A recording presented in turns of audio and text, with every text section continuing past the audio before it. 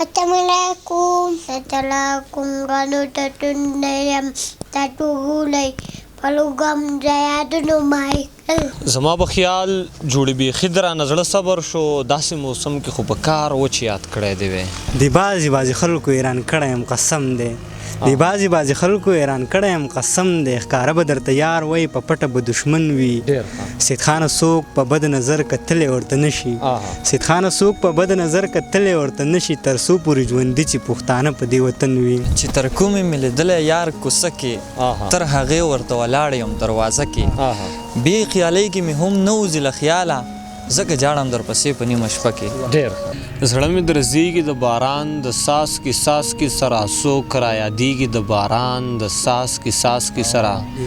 زما جانانه ته خبر یې که نه ستا دیدن ته زما زړه کیږي د باران د څاڅکي سره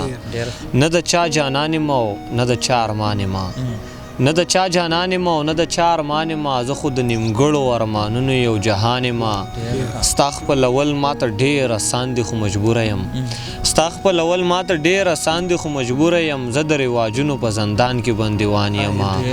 زار شم درنه مینې دوه رنګونه د یو رنګه کړه زار شم درنه مینې دوه رنګونه د یو رنګه کړه یار مې اوسېدونکی دی د سوات زه د مردان یم او کاش چې دا خبر راته کړی وی هغې ښکلي کاش چې دا خبر راته کړی وی هغې ښکلي ته په ما تاوان یې او زه هم په تا تاوان یم او ما د خپل ارمان په مرۍ لاس ایښی وجلی مې دې نه پس یارانو ته له خپله ځانه ګران یم عماد صاحب زما په خیال هغه سړی به په ګلونو پروت وي زما په خیال هغه سړی به په ګلونو پروت وي چې د چا سره دا ستا په سپینو مړوندونو پروت وي ډېر ښه او ستا د خوږې مینې نظر دې وي همیش په مونږه ستا د خوږې مینې نظر دې وي همیش په مونږه ستا د شفقت لاس دې زمونږ په سرونو پروت وي او دا ستا په مخ د باران څاڅکی یاره داسې ښکاري دا ستا په مخ د باران څاڅکی یاره داسې ښکاري لکه شبنم چرته په نرمو ګلابونو پروت وي دغه غزل دی چې د خیال پیکر کې د یو چا تصویر جوړومه که نه د خیال پیکر کې د یو چا تصویر جوړومه که نه عالمه راشئ د اشنا تصویر جوړومه که نه او دا چې راکاږمه لوګی د سګرټ پرله پسې دا چې راکاږمه لوګی د سګرټ پرله پسې دی په کرخو یو ناشنا تصویر جوړومه که نه او چا راته وویل چې تصویر دې د ژوند وښایه لږ چا راته وویل چې تصویر دې د ژوند وښایه لږ قلم را اخلم د بلا تصویر جوړومه که نه مننه او که اندېښنې مې ډېرې هم وي په زړګي دننه که اندېښنې مې ډېرې هم وي په زړګي دننه ګلابه بیا به هم دا ستا تصویر جوړومه که نه او آخري شعر دی چې اما د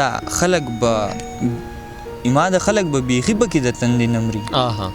اما د خلک به بیخي پکې د تندې نمري البم کې نن د کربلا تصویر جوړومه که نه ډېره مننه ډېره زیاته مننه د غزل نه مخکې به د څو شعرونه ووایم چې بې له یاره مې ژوندون شو په جهان وس بې له یاره مې ژوندون شو په جهان وس نشته څوک هم په دنیا کې په ما ګران وس چې د یاره به سرم خپل قربانو چې د یاره به سرم خپل قربانو نشته هغه یاران وس